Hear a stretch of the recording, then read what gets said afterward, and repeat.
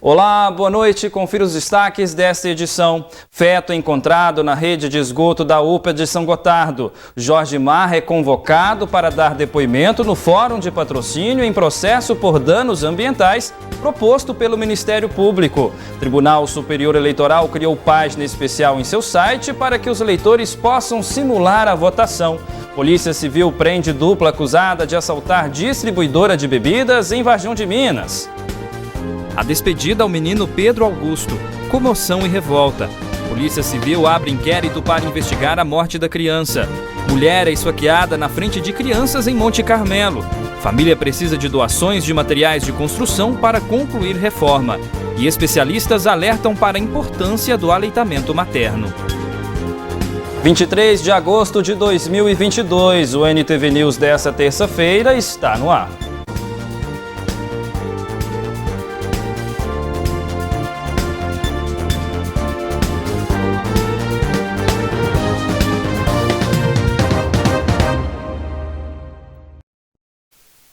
Foi sepultado na manhã dessa terça-feira em Carmo do Paranaíba o menino de 8 anos que ficou preso em um buraco de 8 metros de profundidade na tarde do último domingo. Ainda no velório e cortejo, familiares e amigos pediam justiça por Pedro Augusto. Um momento de dor e muito sofrimento. O pequeno salão de velório, que fica no centro da cidade de Carmo do Paranaíba, estava cheio de pessoas que acompanharam o velório até do meio da rua. A morte do garoto de 8 anos, Pedro Augusto, causou comoção na cidade de Carmo do Paranaíba, cidade do Alto Paranaíba, em Minas Gerais. A avó do menino não aguentou segurar o choro e desabafou. Está sendo difícil demais. Meu neto, o único filho que meu filho tem, tá difícil, gente. Tá fácil. A ficha não cai? Eu não sei, vai cair, acho que é mais tarde, que acho que ainda não caiu, acho que eu não estou acreditando, acho que é mentira, é impossível. O que era o Pedro? Como que era o pequeno Pedro? Ele era amoroso, era uma criança feliz? Como que ele era? Nossa, ele era feliz, amoroso, abençoado, o menino que amava todo mundo, chegava lá, abraçava minha mãe, quando eu vinha, ele falava, vovó, eu te amo demais.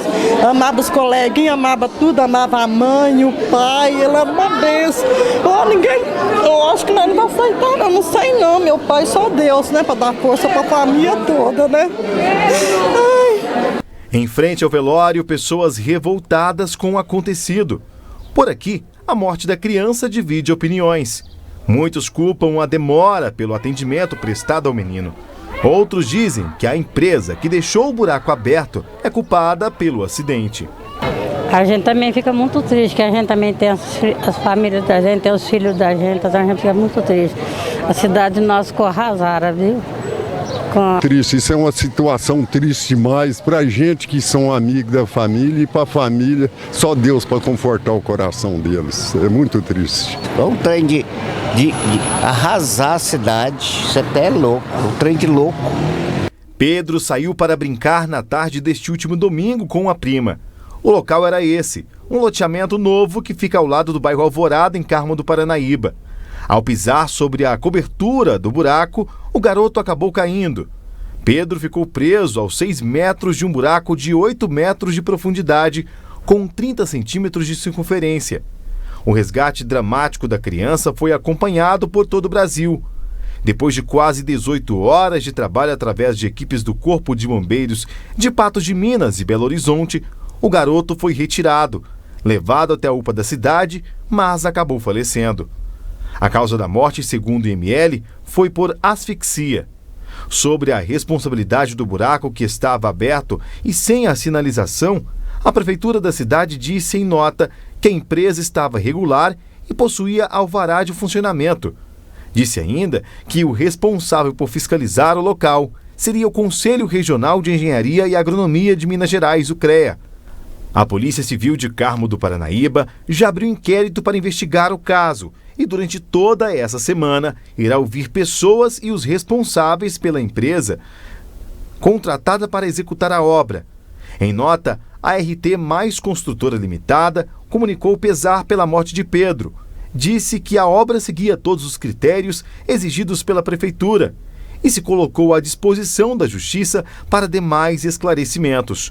porém não respondeu sobre a falta de sinalização no local.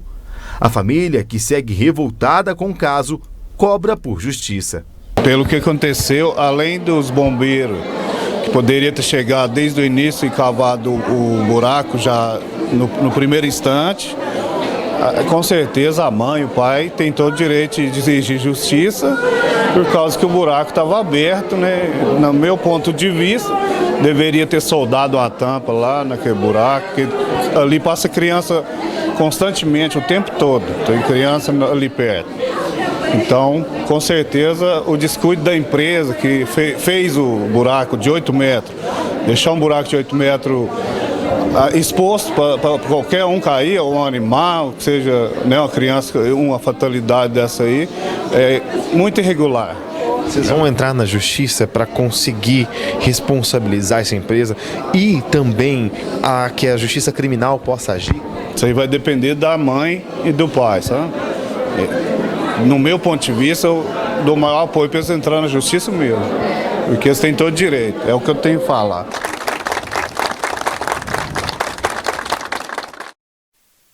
E a Polícia Civil abre inquérito para investigar a morte de Pedro Augusto.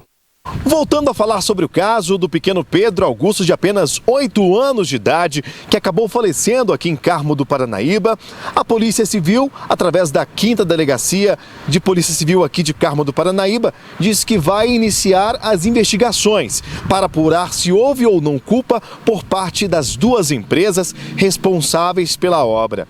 De acordo com informações do delegado responsável pelo caso, Dr. Iago Marciano, que conversou com a imprensa, mas não pôde atender a nossa reportagem porque já está imbuído. Neste caso, várias pessoas vão ser ouvidas neste inquérito policial que foi aberto na data de hoje. De acordo com informações, ele vai ouvir as pessoas da família, amigos, pessoas que moram em frente ali àquele endereço onde tudo aconteceu, no bairro Alvorada, aqui em Carmo do Paranaíba, e também responsáveis pelas duas empresas. Tanto a construtora, a RT+, Construtora Ilimitada, quanto a empresa terceirizada contratada para furar o buraco para a instalação dessa caixa d'água. Todas as informações fornecidas, inclusive com um laudo de necropsia do pequeno Pedro, ficarão prestes neste inquérito que pode ou não ser oferecido denúncia através do Ministério Público. O que se sabe até agora, de acordo com o delegado, é que se for comprovado responsabilidade por causa da empresa, no caso que tem informações de que aquela área não estaria cercada, nem com faixa zebrada, nem com cones, nenhuma sinalização, não só uma empresa, como as duas empresas podem responder por homicídio culposo. E ouvindo as pessoas aqui da cidade de Carmo do Paranaíba, é o que elas mais querem, é que apareça um culpado com relação a essa situação. Nós vamos continuar acompanhando esse caso e trazendo informações para você, telespectador. Uma mulher foi vítima de uma tentativa de homicídio nesta terça-feira na cidade de Monte Carmelo. De acordo com informações da Polícia Militar, um homem inconformado com o término do relacionamento agrediu sua ex-companheira com golpes de facas no momento em que a vítima estava levando seus filhos para a escola. Após ferir a mulher, uma confusão foi gerada no local que fica ao lado do presídio da cidade. Ao perceber toda a situação, policiais penais que estavam de serviço prenderam o agressor e acionaram a polícia militar, que conduziu o homem para a delegacia. A mãe das crianças foi transferida para o Hospital das Clínicas da cidade de Uberlândia. A gente continua aqui no NTV News porque a Polícia Civil prende dupla acusada de assaltar distribuidora de bebidas em Varjão de Minas.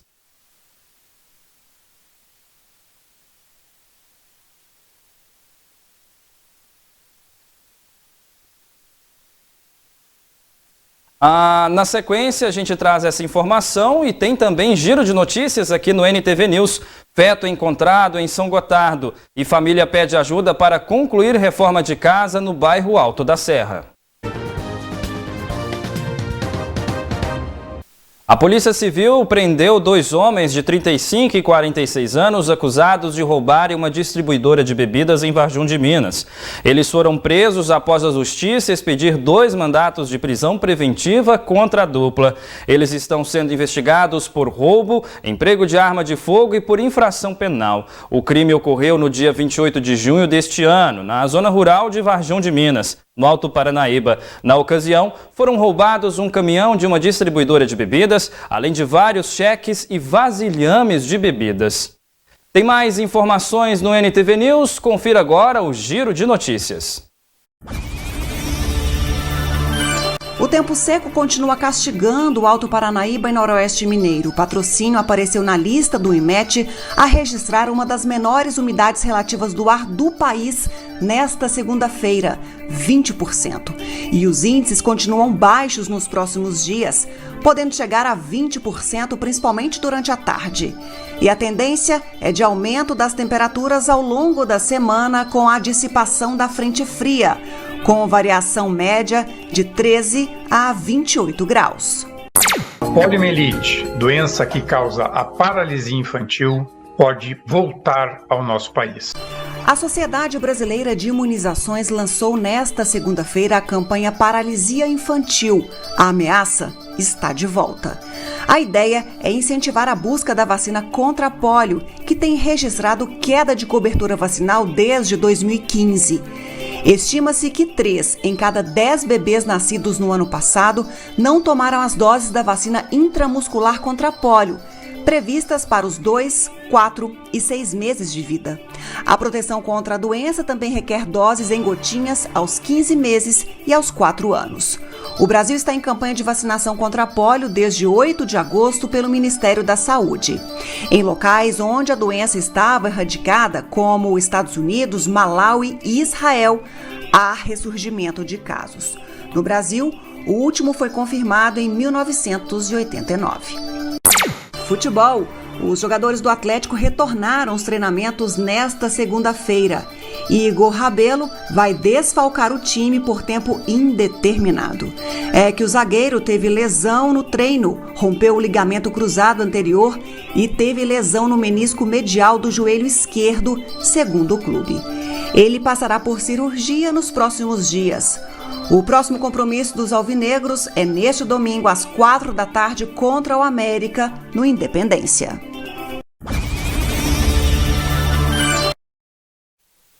Um feto humano foi encontrado na rede de esgoto da UPA de São Gotardo na manhã desta terça-feira por profissionais que faziam a limpeza hidráulica no sanitário feminino. De acordo com as informações da Polícia Militar, os servidores foram chamados para desentupir o vaso, quando encontraram uma peça com suspeita de ser um feto obstruindo a tubulação de esgoto. A médica que estava de plantão na UPA confirmou se tratar realmente de um feto com aproximadamente 6 meses e meio de gestação, não sendo possível identificar o sexo. Homem perde mais de R$5.000 após cair em golpe. A despedida ao menino Pedro Augusto. Comoção e revolta. Polícia Civil abre inquérito para investigar a morte da criança.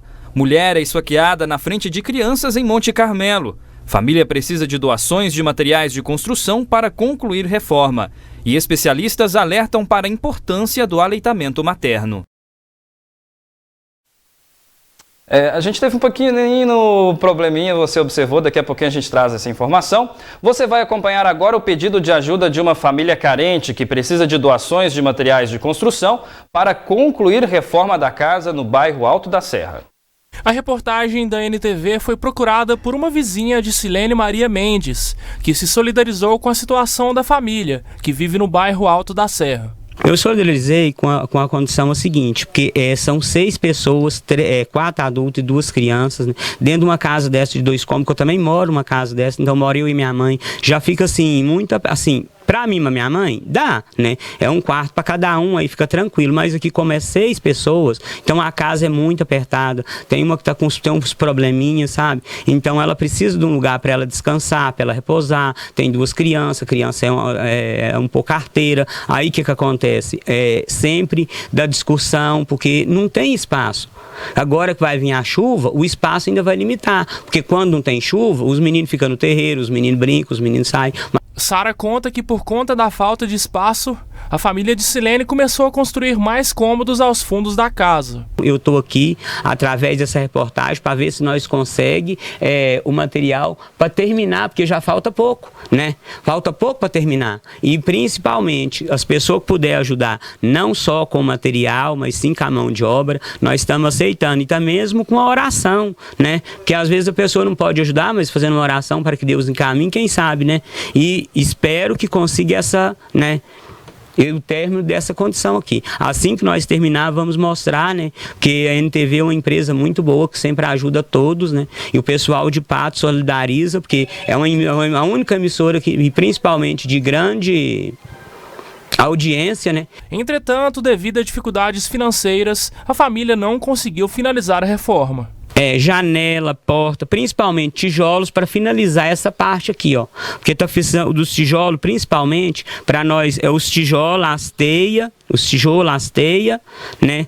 As madeiras, que não tem nenhum tipo de madeira ainda. Estamos vendo se nós conseguimos. E 2 portas e 2 janelas. Quem puder ajudar, ou que seja com material, ou que seja com um pouquinho, que cada um doar um pouco, devagar nós chega lá. A chave Pix para doações é o e-mail silenem025@gmail.com e está no nome de Washington Henrique Mendes, filho de Sirlene. Qualquer quantia é bem-vinda para obtenção de materiais de construção. Como vocês mesmo estão vendo a situação aqui, uma situação muito complicada, sabe? Elas já vieram lá do bairro, já moraram lá no bairro do Santa Terezinha, depois foram pro bairro Vila Rosa, mas assim, agora, graças a Deus, elas, né, deram certo aqui, essa família, e estamos assim, né, contando com a ajuda da população, né? Quem puder ajudar, vou deixar o Pix, aí, né, estamos aí. E quem quiser vir também, o endereço delas é Rua 9, número 140. E você vai ver daqui a pouco, vamos mostrar a história de uma mulher que pede ajuda para fazer tratamento dentário. E ainda, os impactos do reajuste do piso dos enfermeiros.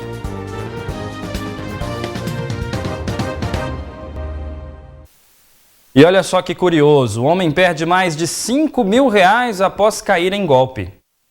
Um homem de 35 anos procurou a polícia militar alegando ser vítima de um golpe. Em conversa com os militares, a vítima informou que teve seus dados pessoais acessados por um indivíduo não identificado via celular, que se passou por um funcionário de uma agência bancária, dizendo que os bônus que a vítima possuía iriam expirar nesta terça-feira e que ele deveria acessar um link. Acreditando em toda a situação, o homem passou todos os seus dados bancários, incluindo sua senha, e minutos depois o autor do golpe voltou a ligar para a vítima, se apresentando como outro funcionário, pedindo para que o mesmo pudesse liberar o dispositivo para resgatar os pontos. Passados alguns minutos, a vítima acessou e notou que havia sido retirado de sua conta o valor de R$5 mil, dando conta de que teria caído em um golpe. Tem que ficar muito atento com isso. Você vai ver agora a história de uma mulher que sofre com fortes dores nos dentes e por isso ela pede ajuda para custear o tratamento odontológico. A reportagem da NTV foi procurada por uma vizinha de Silene Maria Mendes, que se solidarizou com a situação da família, que vive no bairro Alto da Serra. Eu solidarizei com a condição seguinte, porque são 6 pessoas, 4 adultos e 2 crianças, né, dentro de uma casa dessa de 2 cômodos, que eu também moro numa casa dessa, então moro eu e minha mãe, já fica assim, pra mim, pra minha mãe, dá, né? É um quarto para cada um, aí fica tranquilo. Mas aqui, como é 6 pessoas, então a casa é muito apertada. Tem uma que tem uns probleminhas, sabe? Então ela precisa de um lugar para ela descansar, para ela repousar. Tem 2 crianças, a criança é um pouco arteira. Aí o que acontece? Sempre da discussão, porque não tem espaço. Agora que vai vir a chuva, o espaço ainda vai limitar. Porque quando não tem chuva, os meninos ficam no terreiro, os meninos brincam, os meninos saem. Sara conta que por conta da falta de espaço, a família de Silene começou a construir mais cômodos aos fundos da casa. Eu estou aqui, através dessa reportagem, para ver se nós conseguimos o material para terminar, porque já falta pouco, né? Falta pouco para terminar. E, principalmente, as pessoas que puderem ajudar, não só com material, mas sim com a mão de obra, nós estamos aceitando. E até mesmo com a oração, né? Porque às vezes a pessoa não pode ajudar, mas fazendo uma oração para que Deus encaminhe, quem sabe, né? E espero que consiga essa, né? O olhar tímido e a cabeça baixa mostram a vergonha e insegurança da Jéssica ao sorrir. A mulher, há alguns anos, fumava e caiu. Fatores que contribuíram para o comprometimento de seus dentes. Eu já tenho muito tempo que ele está assim, desde uns 13 anos. Eu caí, aí eu bati a boca no chão. Aí ele ficou mole.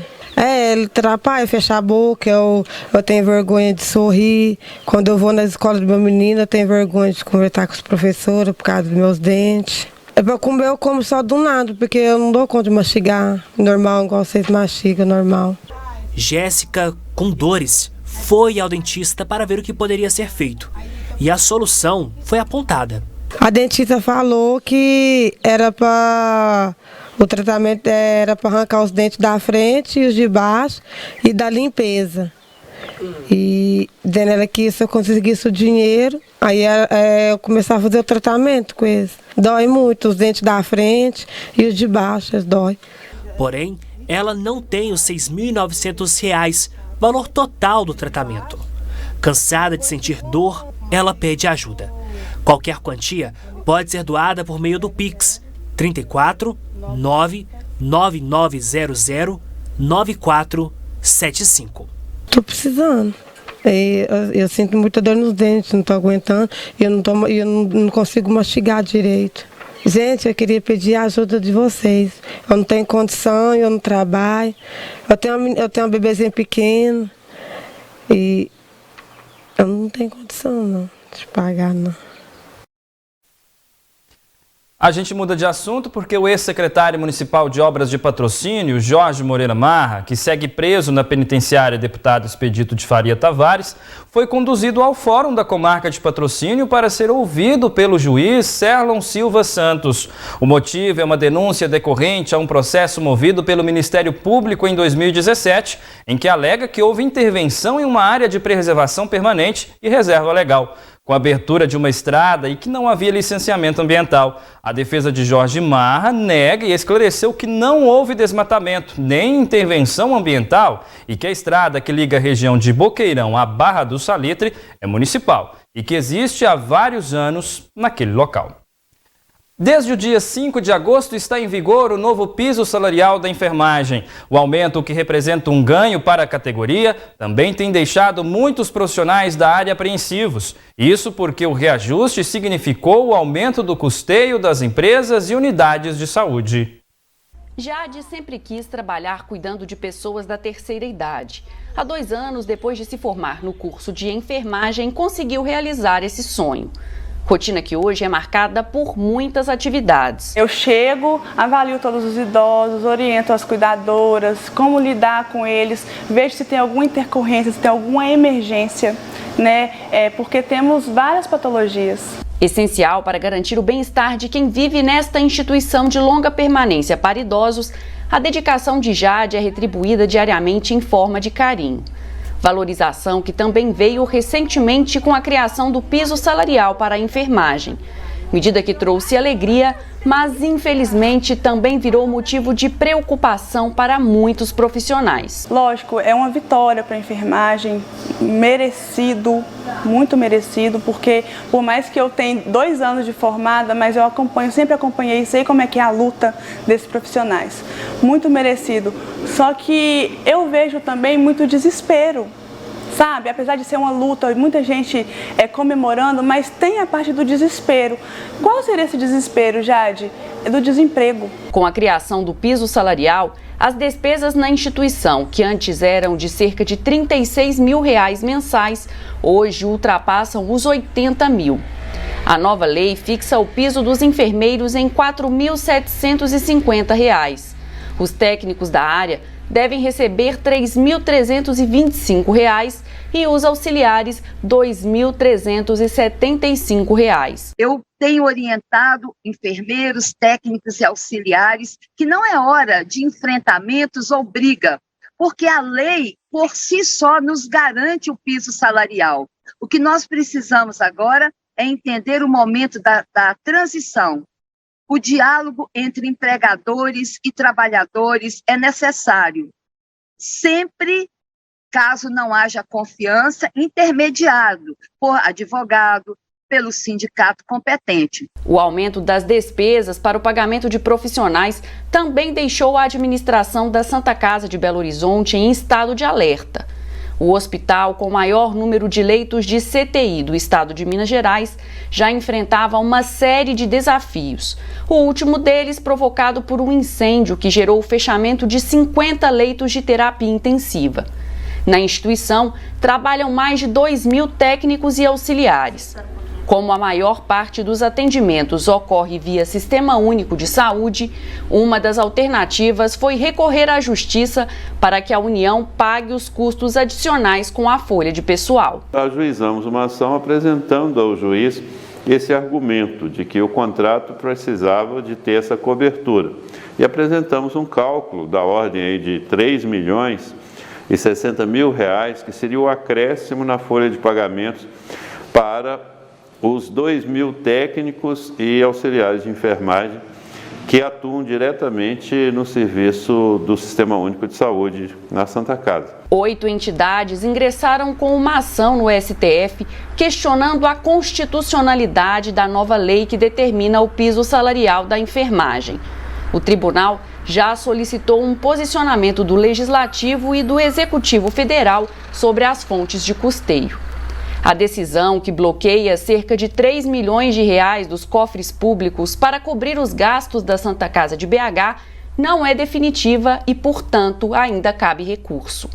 Para o diretor jurídico do hospital, a valorização dos profissionais é legítima, mas precisa vir acompanhada de soluções a respeito dos impactos financeiros para não comprometer os atendimentos. Nós temos conhecimento de que as instituições filantrópicas em Minas Gerais e no país estão revendo suas contas e algumas, infelizmente, não vão conseguir se manter prestando serviço ao Sistema Único, podem até fechar, o que é muito ruim nesse sentido.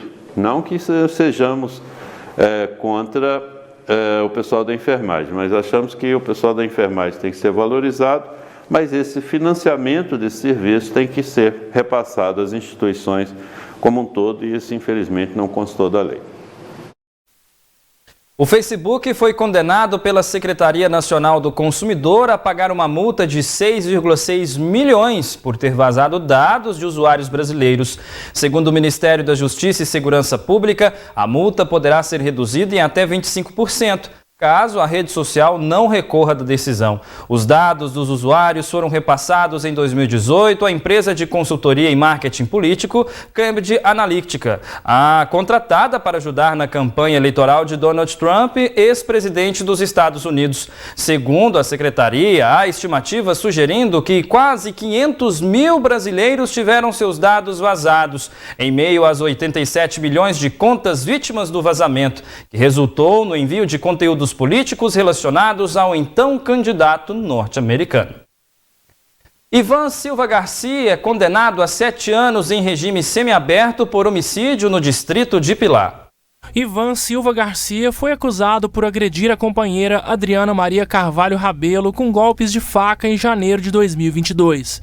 O crime aconteceu no distrito de Pilar, em Patos de Minas. Infelizmente, segundo constou da acusação, ele desferiu 5 golpes, de 5 a 7 golpes de faca contra a vítima, mas ressaltando que nenhum golpe de faca, nenhum desses ferimentos, nenhuma dessas ofensas à integridade física da vítima resultou em risco de vida para ela.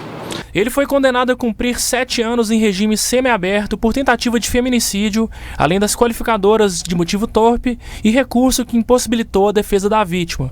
O réu não poderá recorrer em liberdade. Nosso argumento, ele sempre se pautou na tentativa de absolvição, inicialmente, e também na desclassificação desse tipo penal, desse crime. Por quê? Porque entendemos que, diante ainda que fosse dessa gravidade, né, entendemos a magnitude da situação, do nosso ponto de vista, ele ainda não incorreu em tentativa de homicídio propriamente dito, e sim em lesão corporal. O advogado explica que a situação de Ivan, que já cumpriu mais de 8 meses de pena, fica agora nas mãos do juiz de execução penal.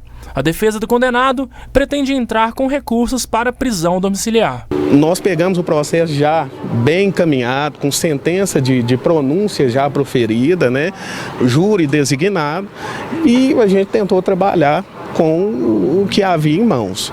No entanto, eu já adianto que é um caso em que nós vamos estudar uma possibilidade de recurso, se for possível, né, para que a gente tenha o direito de um julgamento justo, devidamente preservado em favor do réu. A seguir, mulher perde mais de R$1.000 acreditando que estava comprando móveis pelo Instagram em João Pinheiro.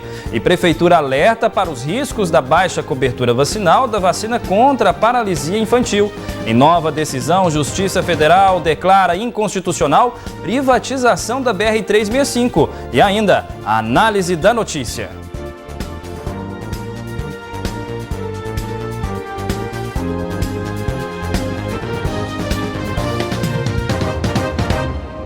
19h41, mulher perde mais de R$1.000 acreditando que estava comprando móveis pelo Instagram em João Pinheiro. Uma mulher de 42 anos acabou se tornando mais uma vítima de estelionato em João Pinheiro. Ela perdeu R$1.600 acreditando que estava comprando móveis pelo Instagram. A conta, no entanto, estava hackeada.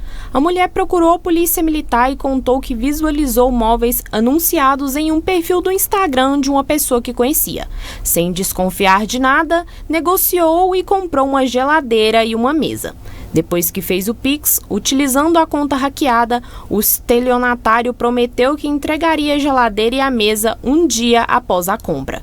Como as mercadorias não chegaram em sua residência, a vítima resolveu ligar para sua amiga dona da conta do Instagram. Quando então descobriu que o perfil havia sido invadido, constatando o golpe. Uma ocorrência foi registrada para providências futuras. A modalidade do golpe em questão é bastante conhecida e vem sendo muito aplicada na rede social. Autoridades alertam para que os usuários das redes sociais desconfiem de anúncios feitos com itens muito abaixo do preço de mercado. Transferências não devem ser realizadas antes de certificar que o anúncio é verdadeiro. Análise da notícia no ar a partir de agora. Ao meu lado, o jornalista Gui Boaventura. Boa noite, Gui. Boa noite, Matheus. Boa noite ao nosso telespectador. Gui, golpes pelas redes sociais, principalmente Instagram, têm sido frequentes, recorrentes e crescendo a cada dia. Pois é, as pessoas têm que tomar cuidado. Não adianta, sabe, só ouvir os aconselhamentos, ouvir as coisas que estão sendo ditas na própria internet, na própria rede. Olha, cuidado com isso, cuidado com aquilo, você vai comprar. Existem sinais de site para você identificar um site, se ele é crível ou não, né? Então é preciso ter cuidado. Não adianta as pessoas comprar aleatoriamente de quem não conhece, sabe, sem correr o risco de não sofrer um golpe. Os golpistas estão aí usando a internet e é muito fácil cair num golpe da internet. Primeiro de tudo, não queira... Quando a esmola é demais, o santo tem que desconfiar, sabe? Quando é um produto muito barato, você tem que desconfiar. Não existe almoço de graça. Você tem que pagar o justo por aquilo que você está comprando. Parta desse princípio, principalmente uma compra às escuras, como você compra pela internet. Então é preciso você fazer essa avaliação. Você não pode sair comprando em qualquer site, porque a internet, o método da internet é você pagar primeiro para depois, no e-commerce, Você paga primeiro para depois receber o seu produto. Se você paga com o cartão e é dividido, o seu cartão vai pagar aquilo lá integralmente e você vai receber aqui depois do produto pago lá. Então não tem esse negócio de parcelado, não. Parcela é o negócio entre você e o seu cartão. Agora, se você vai pagar isso primeiro para depois receber, você tem que ter cuidado, porque você corre um risco danado de comprar de um site que às vezes até parece, né, que é tudo legal, mas que não é. Então você tem que checar. E não custa nada checar isso, sabe? Não custa nada você ter a curiosidade para ir atrás primeiro do vendedor, depois de quem vai fazer a entrega, de como você vai pagar, porque senão o risco é muito grande. Guia, agora a gente fala sobre vacinação, porque a Prefeitura alerta para os riscos da baixa cobertura vacinal da vacina contra a paralisia infantil. Patos de Minas tem aproximadamente 6.200 crianças de 1 a menores de 5 anos para serem vacinadas contra a poliomielite, a paralisia infantil. Até o momento, apenas 33% desse público recebeu a dose dentro da campanha, número muito abaixo da meta de 95% preconizada pelo Ministério da Saúde. A Prefeitura tem feito um apelo aos pais ou responsáveis pelas crianças para que a vacinação seja realizada. Ainda segundo a Prefeitura de Patos de Minas, a possibilidade de retorno da poliomielite é real e faz um apelo para que as crianças sejam vacinadas. Gui, uma situação diferente dos outros anos em nossa cidade. Será que as campanhas anti-vacina têm conseguido aí fazer com que os pais fiquem receosos de vacinar as crianças? Olha, infelizmente, isso é o resquício da politização que aconteceu em relação à campanha de vacinação contra a Covid-19. Infelizmente é isso. Nós vínhamos numa situação muito boa, principalmente em relação à poliomielite. Então, por que não vacinar o seu filho? Por que fazer o seu filho correr o risco de pegar uma doença que não tem cura, que deixa uma sequela ruim demais numa criança para o resto da vida? É preciso saber o que é. Vá aí na internet, entre na internet, faça a sua pesquisa, converse com o seu médico, peça para ele explicar o que é a poliomielite se você não conhece de fato. E se você não sabe da situação dessa poliomielite no mundo. O Brasil erradicou a poliomielite. Agora, veja bem, você sabe o que pode causar a um país como o Brasil, que tenha as coisas mais ou menos controladas em relação a muitas doenças, e uma delas é a poliomielite, a paralisia infantil. Você já imaginou se aparecer um caso no Brasil? O trabalho que tem que ser feito para recuperar esse status de país com a doença controlada ou erradicada, né? E é só com a vacina. Não existe outro meio. Porque se pegou poliomielite, corre o risco de transmitir para outras pessoas e, o pior de tudo, ela não tem cura. Então quem pegou, pegou e acabou. Vai ter que conviver com aquilo para o resto da vida. E vai ter que conviver com aquela sequela para o resto da vida. Então é preciso ter muito cuidado com isso. Não vamos politizar isso aí. Não vamos pensar que os nossos filhos, que os nossos amigos, as pessoas, as crianças do nosso país estão amparadas e que não vai acontecer. Pode acontecer na África, pode acontecer já aqui no Brasil, não vai acontecer porque já está erradicado. Hoje nós estamos com um trânsito internacional aí que é instantâneo. O mundo está globalizado. Hoje tem gente que está aqui, que amanhã vai estar na África, que sai da África e vai para os Estados Unidos, que volta para cá. É assim o mundo. É preciso que tenhamos responsabilidade com tudo isso, sabe? E responsabilidade, principalmente, você tem que ter com o seu filho. Leve o seu filho para vacinar. Não faça ele, que não tem esse discernimento de sair de casa e ir procurar a vacina, correr um risco desnecessário. A vacina está aí. O remédio, o antídoto para que não tenhamos mais esse tipo de doença aqui no Brasil, está aí em qualquer posto de saúde. Vai lá, são 2 gotinhas, pronto, estamos conversados. É um risco muito grande. E nós temos que ser patriotas nesse sentido. Se aparecer um caso de poliomielite aqui no Brasil, é um Deus nos acuda. Nós temos que rever todo um sistema para cercar isso, para não acontecer de novo. E, além de tudo, se acontecer, pode acontecer com o seu filho. Pode acontecer com alguém da sua família. É muito perigoso isso. E o único remédio, a única saída é a vacina. Então, o remédio é vacinar.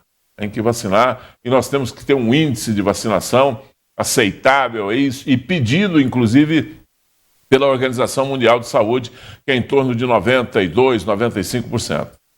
Preciso que cumpramos isso aí. Gui, agora a gente fala sobre a BR-365. Em nova decisão, a Justiça Federal declarou inconstitucional a privatização da rodovia. A novela envolvendo a privatização da 365 parece não ter fim. A Justiça Federal voltou a conceder uma decisão contrária à transferência da rodovia para a iniciativa privada. A decisão é do juiz federal José Humberto Ferreira e contém 27 páginas. Para o juiz, é inconstitucional e ilegal a concessão do trecho da rodovia que vai de Patos de Minas a Uberlândia. Segundo a publicação, a Coordenação Geral de Planejamento e Programação de Investimentos do DENIT já havia manifestado contrária à doação ao Estado de Minas Gerais por considerar que a rodovia pertence à rede de integração nacional. O DENIT, inclusive, já iniciou a estruturação do projeto de adequação de capacidade do trecho da rodovia, tão discutido para ser privatizado. Outra situação reiterada pelo juiz é a de que existe decisão judicial ordenando que a União promova a duplicação da BR-365 entre Patos de Minas e Uberlândia, o que também impede a doação ao Estado de Minas Gerais.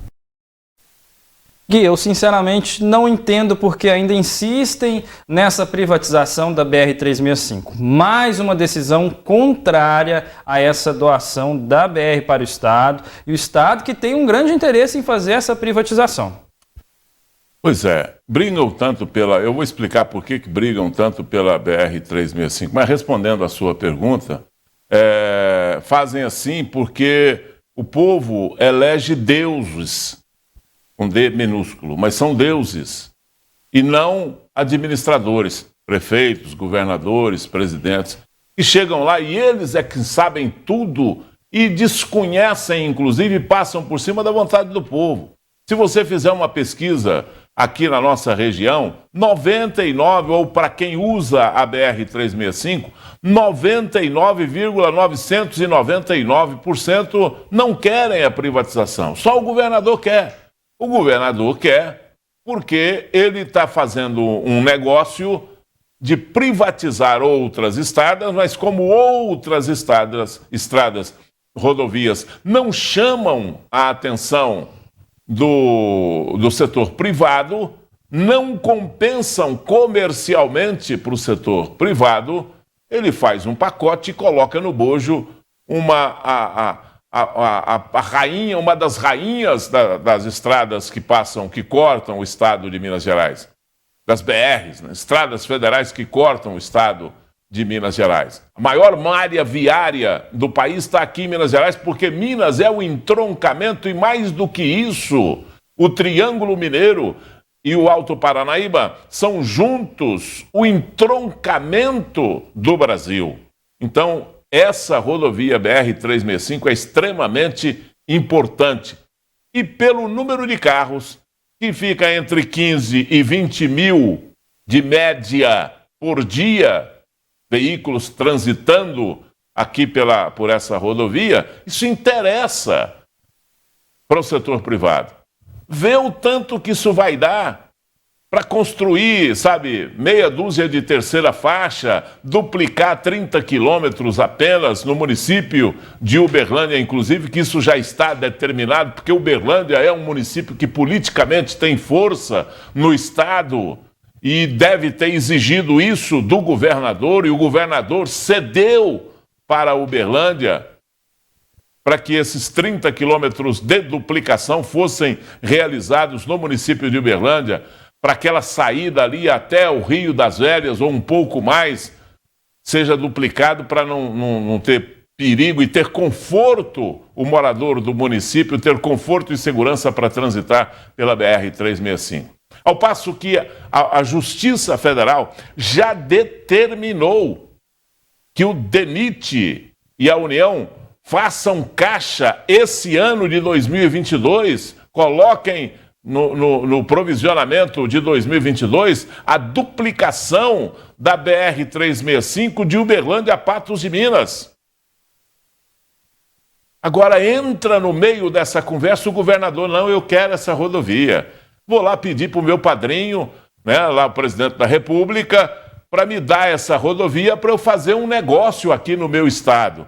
E é esse o presente que ele traz para os municípios do Triângulo Mineiro e Alto Paranaíba. Uma rodovia que não, na vontade dele, não seria duplicada e que seria cobrado pedágio.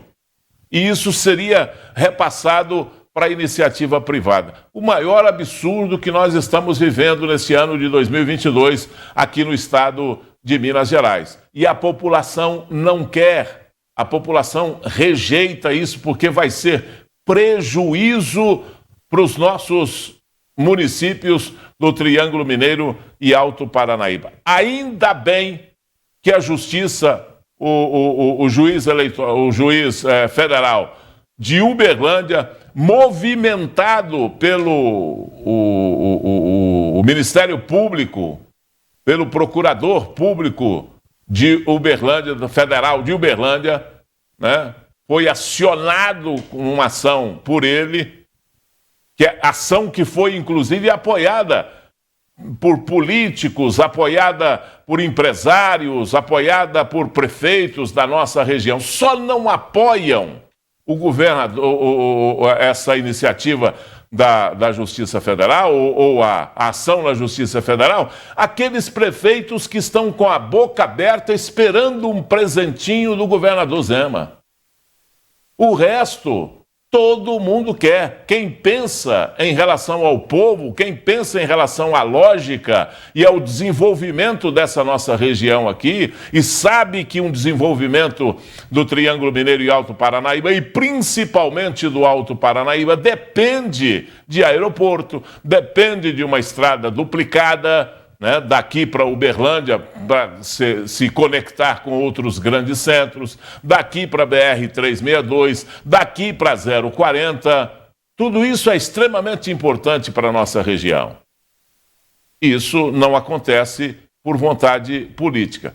Graças à Justiça Federal, né, que isso vai ser parado, nós vamos passar as eleições e poderemos discutir isso com um pouco mais de parcimônia, com um pouco mais de calma, depois que passar a eleição. E queira Deus que tomem uma decisão, né, que seja realmente a mais viável para a nossa região. Muito bem, em instantes aqui no NTV News, Tribunal Superior Eleitoral cria uma página especial e eleitores podem simular a votação. O Tribunal Superior Eleitoral criou uma página especial em seu site para que os eleitores possam simular a votação. Gui Boaventura, neste ano, os números comprovam que as eleições serão bem disputadas. Afinal de contas, nós temos aí um número de mesários maior do que no ano passado, das últimas eleições, e nós temos também a movimentação dos eleitores e do próprio Tribunal Superior Eleitoral para preparar para as eleições de outubro. Essas medidas são relevantes. Eu acho que o TSE tem que se preparar bem, né, para a eleição. A eleição é um momento muito importante. Aliás, é o momento mais importante que nós estamos vivendo nos últimos, ou nessa década principalmente, é o momento mais importante que nós estamos vivendo no Brasil, é a eleição desse ano. Muito disputada, uma disputa muito acirrada, né, com ânimos exaltados, e é preciso estar tudo muito bem preparado e todo mundo ter muito acesso a todos os recursos para exercer o seu direito de eleitor, para que tenhamos eleições limpas, tranquilas e que elejamos aí os preferidos realmente do povo. Gui, uma última notícia: a Secretaria de Estado de Saúde de Minas Gerais divulgou o primeiro resultado positivo para a varíola dos macacos em um animal. Trata-se de um filhote de cachorro de 5 meses que conviveu no mesmo ambiente e teve contato com um caso humano confirmado para a varíola dos macacos no município de Juiz de Fora. Este é o primeiro relato da transmissão da doença do ser humano para os animais no estado. Com essa notícia, o NTV News dessa terça-feira fica por aqui.